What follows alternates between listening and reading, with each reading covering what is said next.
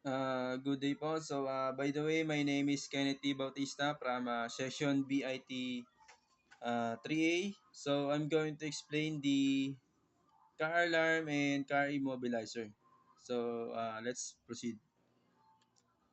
Car alarm. A car alarm is a security system installed in vehicles to deter theft or unauthorized entry.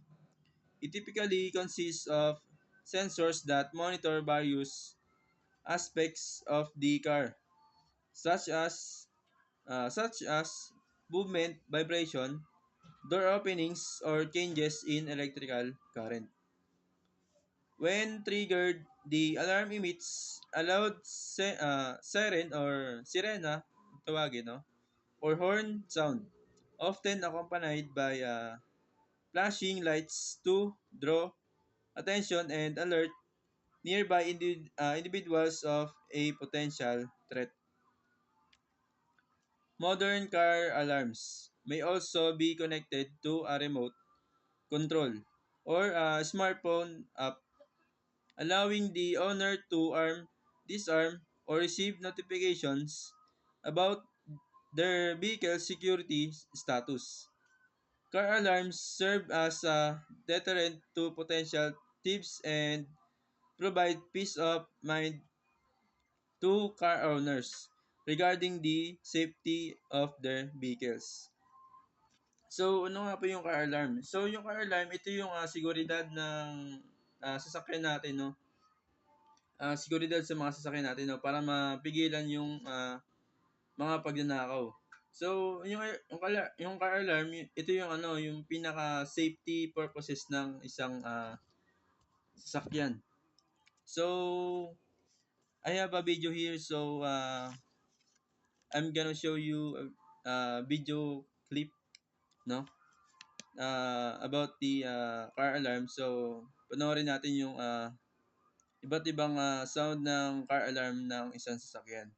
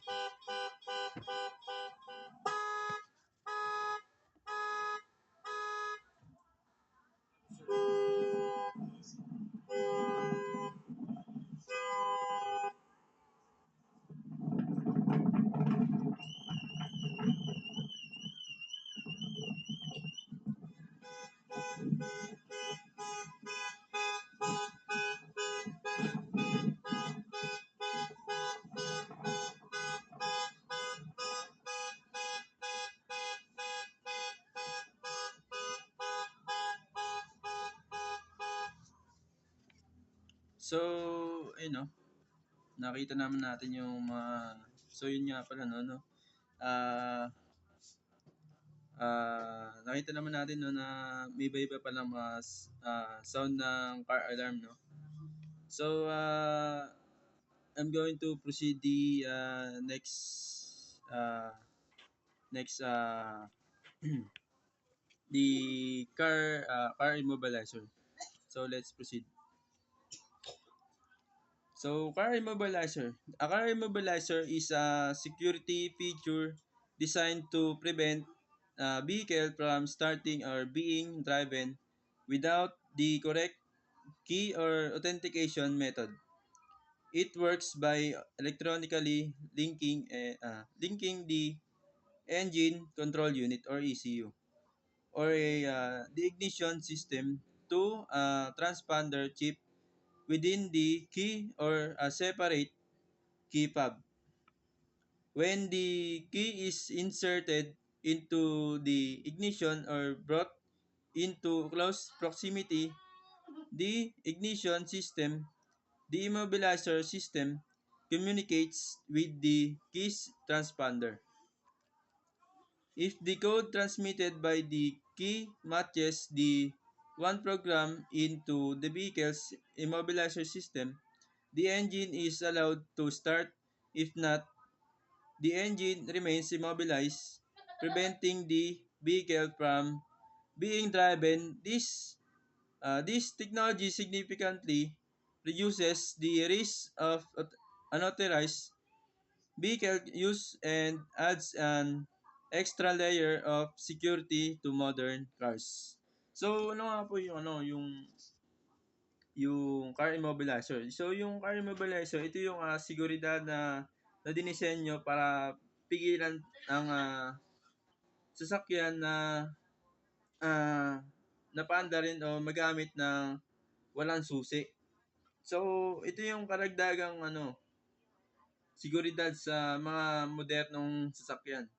So I'm gonna show you a video. So I mean I'm gonna show you a video, another video. So about the car immobilizer, no. So let's watch this. Hello everyone, welcome to the Automotive. Today in this video, we will discuss what is immobilizer and how it works.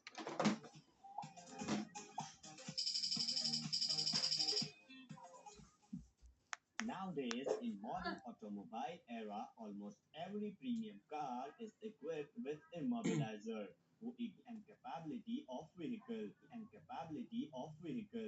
Immobilizer is a security system who uses the advanced technique and algorithm to identify the original car key and prevent the vehicle hijacking with the duplicate master keys of theft masters. Today in this video, we will discuss what is the meaning and function of immobilizer, construction and circuit diagram of the immobilizer, and at last we finish the video with the working of immobilizer. Immobilizer is an advanced security device equipped in modern automobiles to prevent the car from hijacking by identifying the original transponder key through its special coded signals. Immobilizer is so well designed that it controls the fuel injection system and ignition system, which allows to prevent the car starting even after the bypassing ignition switch. In short, Immobilizer is an advanced security device who improves the anti-theft capabilities of vehicle. Immobilizer is a built-in feature in ECU of a car, but to understand it easily, we use an animated diagram. Normally, with the ECM of vehicle, engine management unit, and electronic ignition system are connected, which are also controlled by it. And other than that, the car key dock of a vehicle contains the electromagnetic coils, which are connected and controlled by ECU as well. In standard car key, a transponder chip is kept hidden inside the plastic cover. This transponder chip contains the copper coil and hard-coded signal transponder circuit. In case of keyless entry, the transponder chip is often connected with the battery kept inside the remote. When you insert the correct key in your car, the magnetic field generated by magnetic coil is interrupted by copper coil inside the key. As per the Faraday law, current is produced inside the coil which powers the transponder. Transponder broadcasts the special coded signal which is later received by ECU. ECU identify the key code and confirm that the key is genuine and thus it starts the ignition as well as fuel injection system. And later, while cranking, you can start the engine. If you insert the duplicate key, it transmits the wrong code or even don't transmit the code, which means ECU fails to identify the keys and thus engine cannot be started due to ignition and fuel system cutoff. In case of the keyless entry, the transponder uses the remote battery and transmits the signal with further received by ECM and thus car can be started. Thank you for watching guys. This is all for today. Please give a thumbs up on this video and subscribe to our channel, The Automotives. So, ayun no, nakita naman natin yung kung paano nag-work yung yung car immobilizer. So you know, thanks for watching, no. Thank you sa inyong pakikinig at panonood, no. So, yun lamang po ang aking report about this, no.